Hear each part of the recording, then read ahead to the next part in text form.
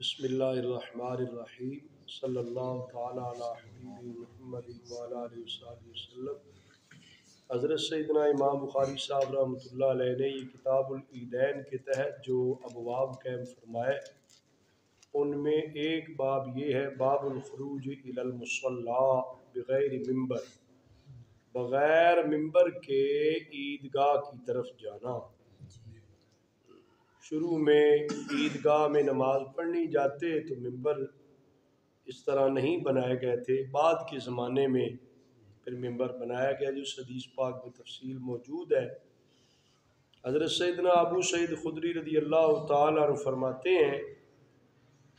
کہ نبی کریم صلی اللہ علیہ وآلہ وسلم عید الفطر اور عید الاضحیٰ کو تشریف لے کر جاتے تھے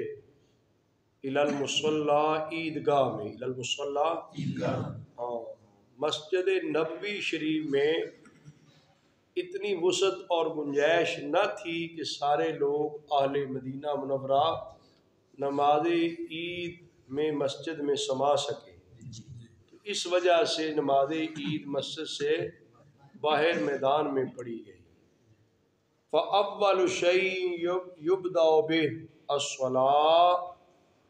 پہلی چیز جس کے ساتھ ابتدا کی جاتی وہ کیا تھی بھائی؟ نماز تھی۔ پہلے آقا حضور علیہ السلام نماز پڑھاتے، ثم ينصرف، پھر آقا حضور علیہ السلام فارغ ہو کے لوگوں کے سامنے کھڑے ہو کر خطبہ ارشاد فرماتے تھے، والناس جلوس علی صفوفہم، لوگ اپنی صفوں میں بیٹھے ہوتے تھے۔ فَيَعِظُهُمْ وَيُوصِيهِمْ، آقا حضور علیہ السلام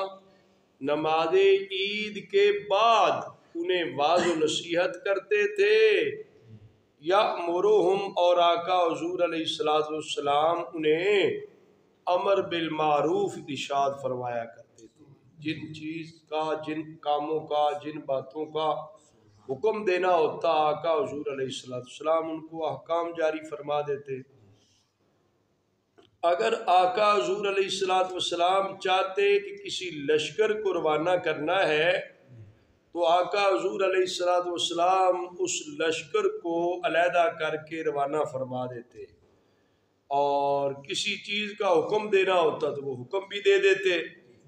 یعنی یہ نماز عید کے دن،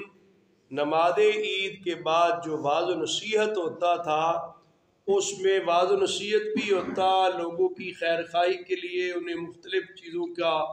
حکم بھی دیا جاتا تھا۔ کوئی لشکر روانہ کرنا ہوتا تو لشکر بھی تیار کر کے روانہ کیا جاتا تھا۔ پھر نماز سے فارغ ہو جاتے۔ حضرت ابو سعید خدری رضی اللہ تعالیٰ عنہ جس حدیث شریف کے راوی ہیں وہ کہتے ہیں لوگ اسی طریقے پر ہے، لوگ ہاں کہ نماز عید کے لیے آتے تھے، نماز عید پڑھتے، پھر خطبہ ہوتا، واعظ و نصیحت ہوتا، یہی طریقہ تھا۔ لوگ اسی طریقے پر ہے، یہاں تک کہ حضرت ابو سعید خدری رضی اللہ تعالیٰ کہتے ہیں میں مروان کے ساتھ گیا، وہوا امیر المدینہ فی اضحیٰ و فطر، مروان ان دنوں میں مدینہ منورہ کا گورنر تھا، امیر تھا، تو وہ عید الفطر اور عید الاضحیٰ کے لیے وہ آتا تھا۔ فرماتے ہیں حضرت ابو سعید خدری صاحب کہ جب ہم عیدگاہ میں آئے تو ممبر شریف تھا جسے حضرت کثیر بن سلط نے بنوایا تھا۔ کس نے بنوایا تھا؟ ہاں، تو عید کے لیے آئے تو مروان جو ہے وہ نماز سے پہلے ممبر پر چڑھنے لگا تاکہ خطبہ دے۔ تو عید کا خطبہ پہلے ہوتا ہے نماز کے، یہ بعد میں ہوتا ہے؟ تو مروان پہلے خطبے کے لیے ممبر شریف پر چڑھنے لگا۔ صحابی رسول حضرت ابو سعید خدری رضی اللہ تعالی فرماتے ہیں فجبزت بثوبہ، میں نے اسے کپڑے سے پکڑ کے کھینچا، فجابزنی، اور اس نے مجھے کھینچا، فارتفع، وہ چڑھ گیا، وہ ممبر پہ ہاں دھکے کے ساتھ ممبر پہ چڑھ گیا۔ میں نے اس کو روکا، کپڑے سے پکڑ کر کھینچا بھی، لیکن اس نے کپڑا چھڑا کر ممبر پہ فخطب قبل الصلاۃ، نماز سے پہلے اس نے خطبہ دے دیا۔ جبکہ آقا حضور علیہ السلام پہلے نماز پڑھاتے تھے پھر خطبہ عید ارشاد فرماتے. جمعۃ المبارک کا خطبہ نماز سے پہلے ہوتا ہے، جبکہ عیدین کا خطبہ جو ہے نماز کے. جب صحابی رسول نے اس کو روکا، وہ باز نہ آیا، وہ ممبر شریف پہ چڑھ گیا، اس نے پہلے خطبہ دے دیا، تو حضرت ابو سعید خدری رضی اللہ تعالیٰ عنہ جو راوی حدیث ہیں، وہ کہتے ہیں فقلت لا، میں نے اسے کہا غیرتم واللہ، اللہ کی قسم تم لوگوں نے دین کو تبدیل کر دیا ہے، سنت نبوی کو. یہ حضرت ابو سعید خدری رضی اللہ تعالیٰ عنہ صحابی رسول ہیں، ان کا یہ اظہار حق ہے کہ وقت کے گورنر، وقت کے حکمران کے سامنے بھی نبی پاک صلی اللہ علیہ وسلم کی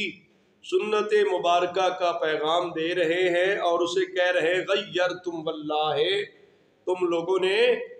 تبدیل کر دیا ہے دین. جس طرح آج بھی لوگ کہتے ہیں نا اپنی مرضی کا دین بنا لیا. تو جب یہ کہا تو مروان نے آگے جواب دیا، اے ابو سعید خدری صاحب، قد ذہب ما تعلم، جو کچھ آپ علم رکھتے تھے نا اب وہ بات گئی، اب وہ بات. آج لوگوں کو کہا جائے تو لوگ آگے عمل نہیں کرنا تو کیا کہتے ہیں اب وہ زمانہ گیا، اب وہ زمانہ گیا. حالانکہ دین اسلام کا تو ہر زمانہ ہی دین اسلام کا ہے، ہر زمانہ ہی حضور نبی پاک صلی اللہ علیہ وسلم کا ہے. آپ کی سنت مبارکہ جو ہے وہ تو ہر زمانے کے لیے ہے. تو یہ مروان نے کہا قد ذہب ما تعلم، اے ابو سعید خدری صاحب آپ جو علم رکھتے ہیں وہ باتیں اب گئیں. جب یہ کہا تو کہتے ہیں میں نے آگے کہا ما اعلم واللہ خیر مما لا اعلم، جو میں جانتا ہوں وہ بہتر ہے، اللہ کی قسم وہ بہتر ہے اس سے جو میں نہیں جانتا. اللہ کی قسم اٹھا کر کیا کہا کہ جو کچھ میں جانتا ہوں وہ بہتر ہے اس سے جو میں نہیں جانتا. یہ حکمران طبقہ جو ہوتا ہے وہ ظاہر اقتدار کے نشے میں، اقتدار اور حکومت کے گھمنڈ میں وہ اپنی بات منوانا چاہتا ہوتا ہے، جو ان کی اپنی رائے ہوتی ہے اس کے مطابق ہی وہ دیندار لوگوں کو بھی چلانا چاہتے ہوتے ہیں. تو اس نے جب کہا کہ وہ باتیں گئیں جو علم آپ رکھتے تھے اب وہ علم کی باتیں نہیں چلیں گی. جب یہ کہا تو حضرت ابو سعید خدری صاحب نے اللہ تعالیٰ کی قسم یاد کر کے ذکر کر کے کہا اللہ کی قسم جو میں جانتا ہوں وہ بہتر ہے اس سے جو میں نہیں جانتا. اور ساتھ یہ بھی کہا کہ لوگ جو تھے وہ مروان کہنے لگا کہ ان الناس لم یکونوا یجلسون الا بعد الصلاۃ فجعلتها قبل الصلاۃ، اس لیے کہ لوگ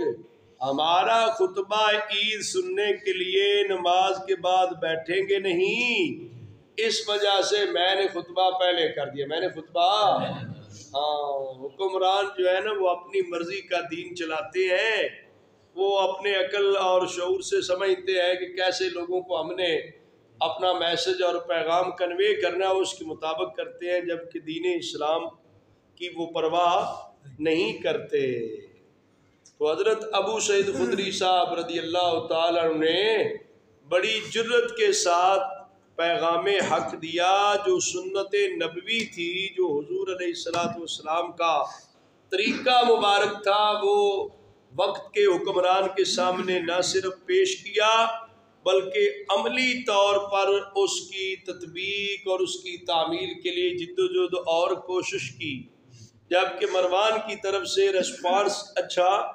نہیں آیا، لیکن اس کے باوجود بھی حضرت ابو سعید خدری رضی اللہ تعالیٰ عنہ دین اسلام کا پیغام حق دینے کے لیے اپنی تمام تر کوششیں بروئے کار لاتے رہے. حضرت سیدنا امام بخاری صاحب رحمۃ اللہ علیہ نے یہ باب قائم فرمایا، باب المشی والرکوب الی العید بغیر اذان ولا اقامہ، نماز عید کے لیے پیدل جانا اور سواری پہ سوار ہو کے جانا نماز عید کے لیے آذان کا نہ ہونا اور اقامت کا بھی نہ ہونا۔ گویا کہ یہ چار مسائل اس ترجمہ الباب میں حضرت امام بخاری صاحب رحمۃ اللہ علیہ واضح کر رہے ہیں۔ نماز عید کے لیے پیدل بھی جا سکتے ہیں، سوار ہو کے بھی جا سکتے ہیں، اور نماز عید کے لیے نہ آذان ہے تو نہ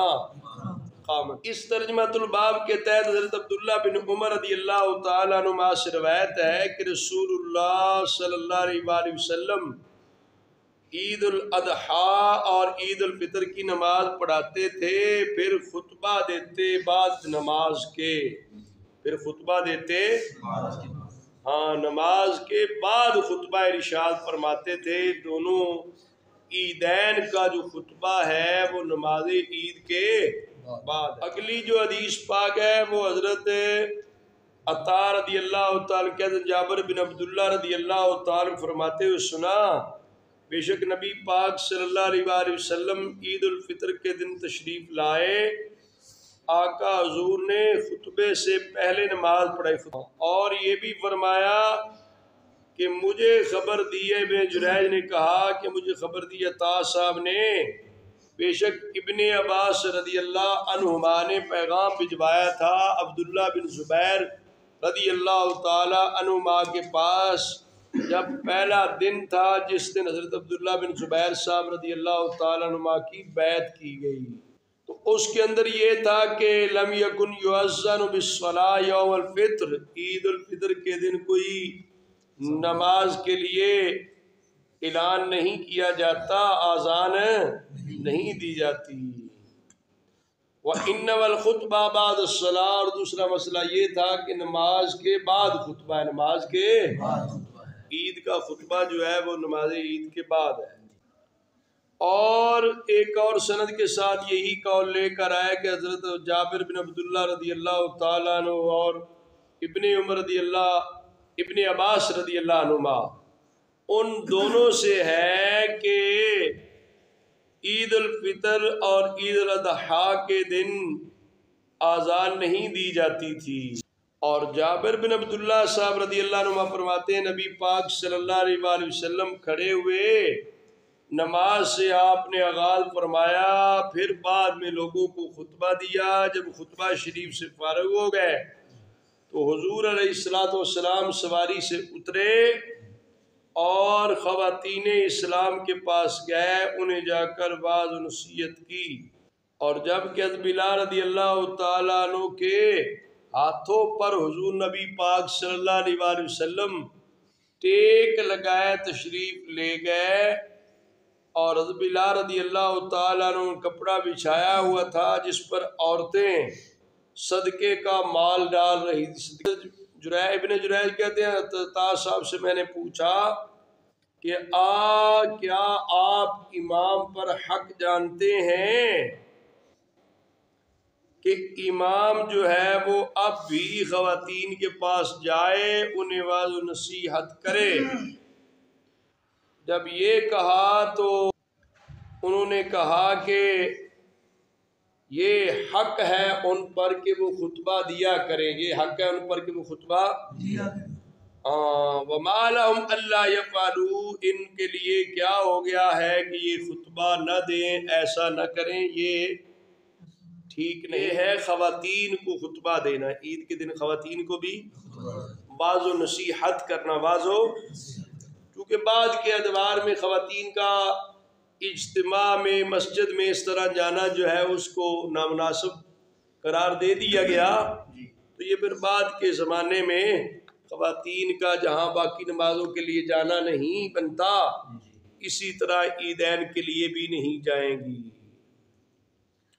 امام بدر الدین عینی رحمۃ اللہ علیہ نے اس حدیث شریف کے تحت لکھا ہے مستحب ہے خواتین کو واعظ و نصیحت کرنا اور انہیں آخرت کی ترغیب دینا، لیکن یہ واعظ و نصیحت کس صورت میں کرنا ہے؟ جب کسی قسم کا کوئی فساد یا کوئی گڑبڑ نہ ہو، اور پھر واعظ پر اور موعوظ پر اور واعظ کے وقت باقی لوگ جو موجود ہیں یا جن تک پیغام پہنچے گا کوئی بھی فتنے میں نہ پڑے، کوئی بھی فتنے میں، ہاں، واز کرنے والے کو بھی فتنے میں پڑنے کا ڈر نہ ہو، جن کو واز کیا جا رہا ہے ان کو بھی ڈر، فتنے میں پڑنے کا ڈر نہ ہو، تو ایسی صورت میں عورتوں کو واز کرنا ترک کر دیا گیا بعد کے زمانے میں، اس لیے کہ فتنہ کا زمانہ ہوا، فساد کا زمانہ ہونے کی وجہ سے جب مسجد میں جانا ان کا منع کر دیا گیا، تو پھر عید کے دن ان کے لیے اسپیشل خطاب کا، واعظ و نصیحت کا سلسلہ بھی روک دیا گیا۔ تو کس صورت میں واعظ نصیحت کرنا خواتین کو جائز ہے؟ مرد حضرات کی طرف سے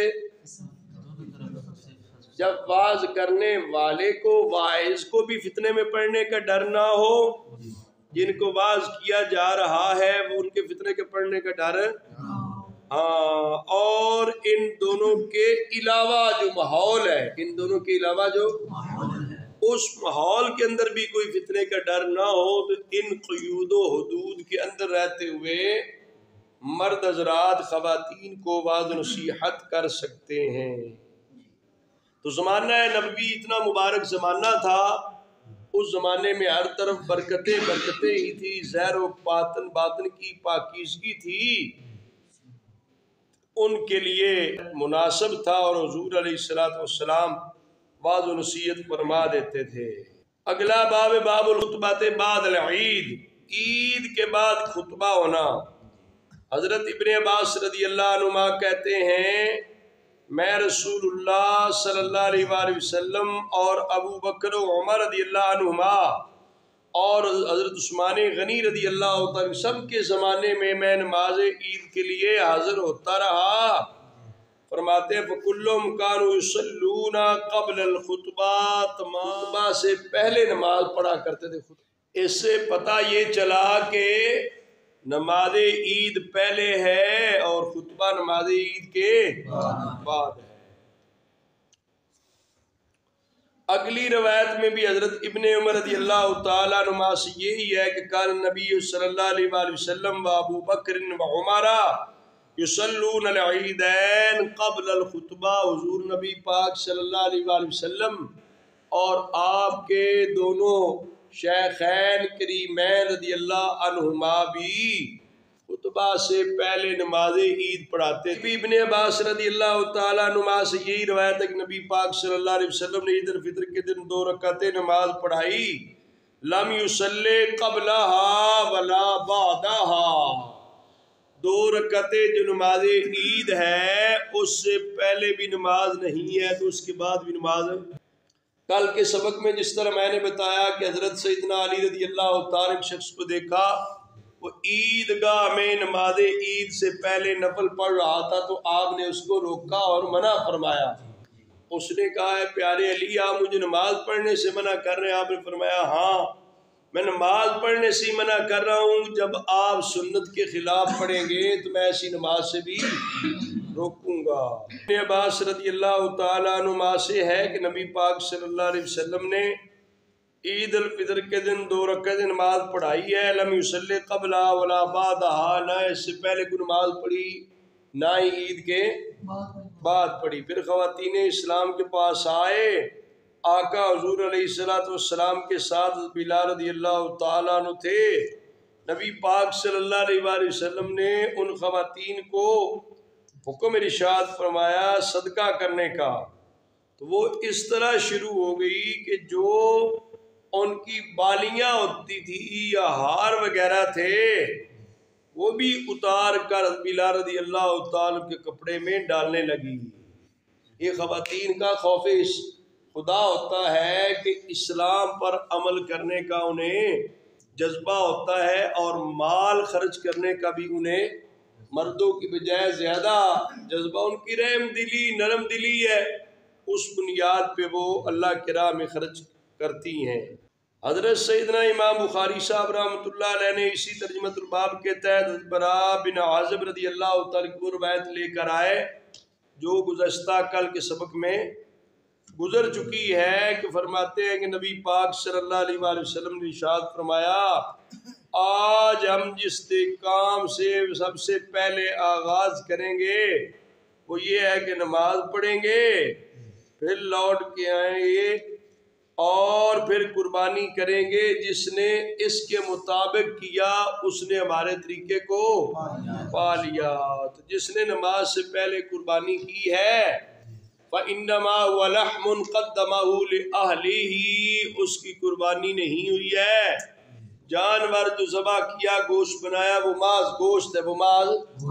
ہاں۔ آقا حضور علیہ السلام نے فرمایا لَيْسَ مِنَ النُّسُكِ فِي شَيْءٍ، ایسے شخص کو قربانی کا کوئی ثواب نہیں ملے گا۔ تو ایک انصاری شخص نے کہا جن کا نام ابو بردہ بن نیار ہے، وہ کہتے ہیں کہ ہم نے عرض کیا یا رسول اللہ صلی اللہ علیہ وسلم میں نے تو ذبح کر دیا، اب میرے پاس ایک جزا ہے۔ تو جو راوی نے کہا جو سال بھر کے بچے سے اچھا لگ رہا ہے، اتنا موٹا تازہ ہے، اتنا خوبصورت ہے، تو آقا حضور علیہ السلام نے فرمایا اس کی جگہ پہ اسی بکری کے بچے کو کر لے، لیکن ساتھ یہ بھی وضاحت فرما دی وَلَن تُوفِّيَا، تو یہ تیرے بعد کسی اور کے لیے کفایت نہیں کرے گا۔